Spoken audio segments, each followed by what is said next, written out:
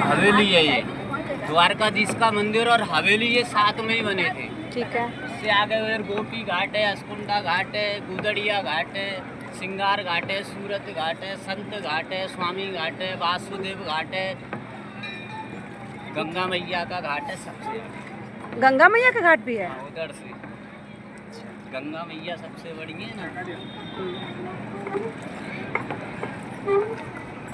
देखो पहले तुमको इस घाट की लीला सुना दूं, जो मेन घाट यही है, बाकी कोई घाट नहीं है। मेरा सुनना है तो आराम है। 1.5 किलोमीटर आगे तो ऋग राजा कंस ने मल्लयुद्ध करवाया था, तो उसने देश विदेशों से भी मल्लयुद्ध बुलवाए थे कृष्ण और बलराम से लड़ने के लिए। तो दोनों भाइयों को सुबह से लेके और शाम तक लड़ते लड़ते आधी रात हो गई दोनों भाइयों को, कंस के सभी सैनिकों के साथ में। तो आधी रात तक मल्लयुद्ध चलता रहा, सभी सैनिकों को मार दिया कृष्ण और बलराम ने।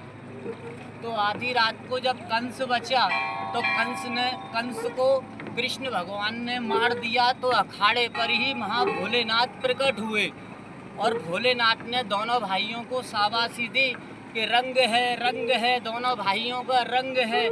इसीलिए आज वहाँ पर रंगेश्वर महादेव जी का मंदिर है, जहाँ हमने जल चढ़ाया था। ओके। हाँ। तो वहाँ से दोनों भाइयों को हाथियों पर बैठाल कर लेके आए। उस दिन गोकुलवासी, मथुरावासी, वृंदावनवासी, बच्चे बड़े बूढ़े सभी लोग थे।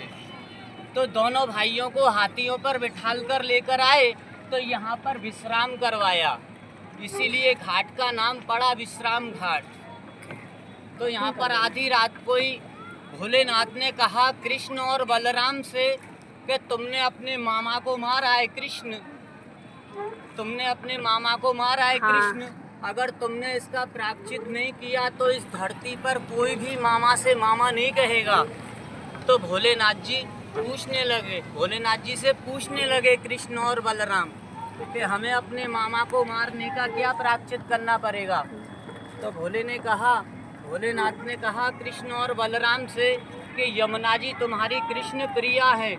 जब तुम उस रात पैदा हुए, उस रात यमुना महारानी ने तुमको और तुम्हारे पिताजी को गोकुल मार्ग जाने के लिए जबी दिया था, जब तुम्हारे चरण छू लिए और वरमाला डाल दी। इसीलिए यमुना जी तुम्हारी प्रिया हैं। उस रात ही तुमसे शादी कर ली थी यमुना मैया ने, जब तुमको गोकुल जाने का मार्ग दिया तुमको और तुम्हारे पिताजी को। इसीलिए आज यहाँ पर यमुना महारानी की आधी रात को आरती करके मथुरा और वृंदावन की जो भी परिक्रमा करके आएंगे तो इस धरती पर मामा भांजे का मान बना रहेगा। बोलो यमुना मैया की जय।